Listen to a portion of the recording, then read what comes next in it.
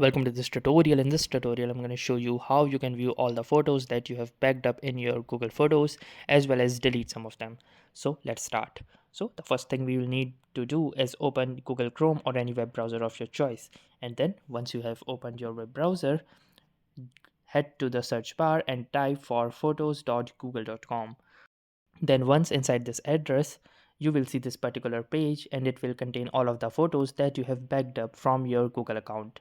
Now to delete these photos, what we will need to do is click on these three dots present at the top of this website, and then an option will pop up which says select photos. So click here and then select all the photos that you want to delete.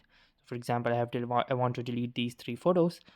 So the next thing I'm going to do is hit this trash can icon at the top, and once I click it, it will give me a warning that it will move to trash. Then click on move to trash, and here you can see that these three photos has been successfully moved to trash and will be permanently deleted in 30 days if not restored otherwise. So that's it for this video. I will see you in the next one. If you like this video, make sure to hit the like button as well, comment on this video, share it, and don't forget to subscribe to our channel. Thank you for watching and have a nice day.